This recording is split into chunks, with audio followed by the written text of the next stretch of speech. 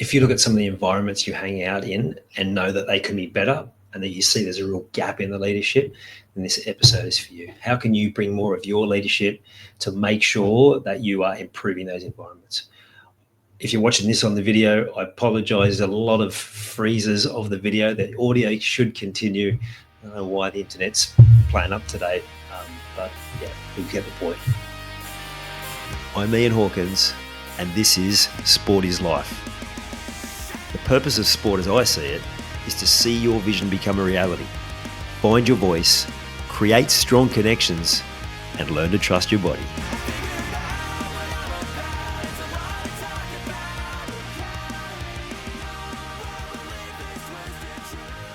There's a growing movement where people talk about you shouldn't need validation. You shouldn't need to have someone there constantly telling you you're on the right track. Well, I don't know about you, but I thrive when I've got someone doing that. It's not a dependency. I can do it on my own, but there's something about having that person there. Sporting environment, right? It's my coach. It's like, yep, you're on the right track. Don't need it. Feels great. Love it.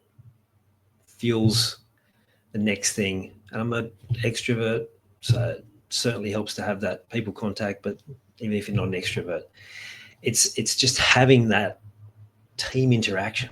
You're building each other up. It feels fantastic. I was talking to my young fella yesterday. We're doing a bit of work around the house. He kindly offered his support or got gently coerced into it anyway. He's helping me out. We're just talking about football. He's playing in the local Premier League team, same club I played for. Pretty cool, full circle moment. I've been doing a bit of help with that club as well.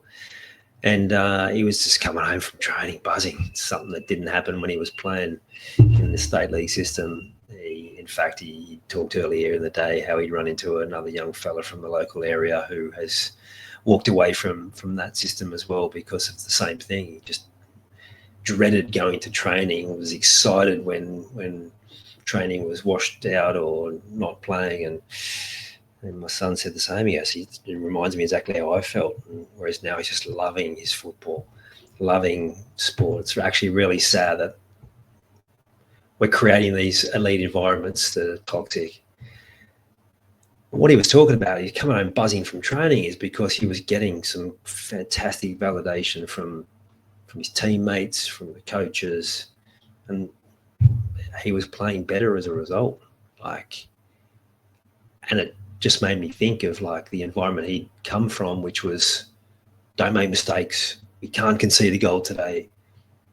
That doesn't make you perform better, no matter what you're doing. In the workplace, same thing. It's fear-based. Fear-based, and it just does not work.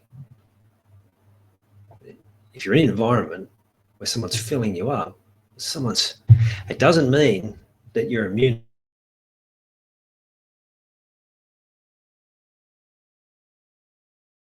And that's been set. Very much need to make sure that you're being pulled into line. But it also needs to come with the positive affirmation of this is the right thing. We're heading in the right direction.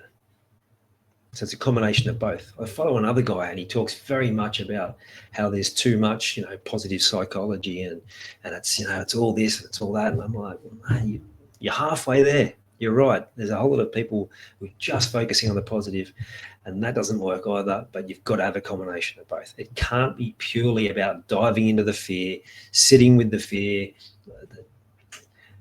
It's not the place that high performance lives. High performance sits in a more playful, more curious environment. There's definitely boundaries. There's definitely definitive processes. There's things that you cannot do. And it's important to have someone there that says, no, that's not okay. But there is a place for that positive affirmation, for the validation. You will thrive. It's a lot of what I do when I'm coaching people. They're often spending a lot of their time receiving none of that. Corporate environments are awful for it. The usual situation is I only hear about something when something goes wrong. So that's the only feedback they're getting.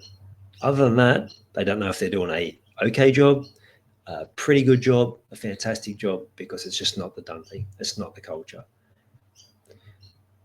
And businesses are quite often the same. Usually business owners have got more of a positive outlook. They know how important that is, but even then it's like they're only scratching the surface.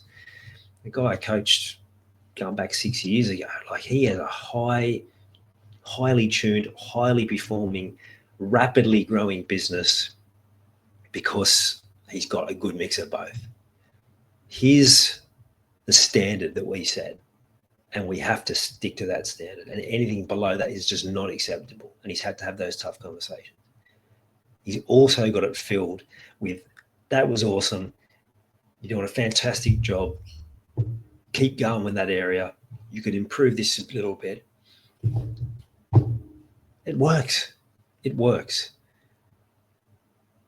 So are you bringing that to the areas where you help? If you're coaching in sport, if you're leading a team, managing, if you're a business owner that's got staff, if you're a parent that has children that you lead, because that's effectively what you are. A partner, because we lead each other in relationships. Well, we should. And in your family, because if you listen to this podcast, you're a leader, and you might not necessarily identify with that, but you are. You are, because this is about high performance. This is about how do we get better, and only leaders listen to this sort of thing. Only high performers listen to this sort of thing. You're going to start looking at yourself that way if you're not already. Looking at yourself in the mirror and realizing you are a leader. You actually know it.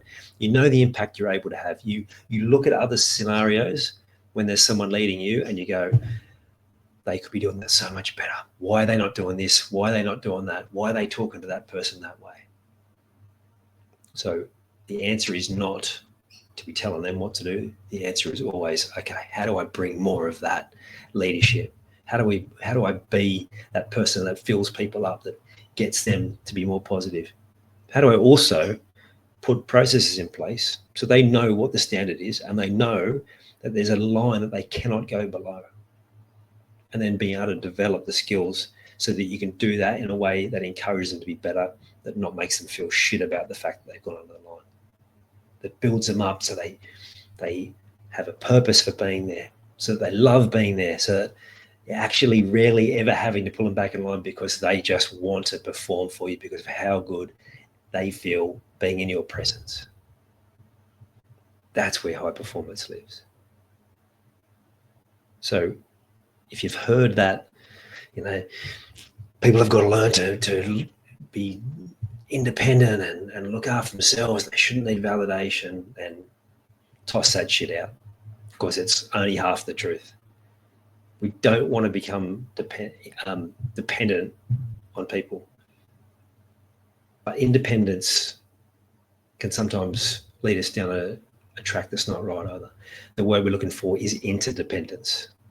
The ability to be independent in certain situations, scenarios, there's a combination word, but also have that ability to work with each other to be better, because it's the sum of the parts, right? My mate Benny Eichen, who I used to work with at Fox Sports, was telling me I think he said it was called string theory. What's far more important than the quality of the pieces of string is the connection. Because when the connection is good, then you get the best results. And that's true for every single team. You build a good connection, then you can improve the strength of the string. You can improve the strength of each of those parts. And connection comes from building people up, giving them boundaries, clear boundaries that they can attain to, because people not just need boundaries, they want them, including our children. We give them that. We develop high levels of trust.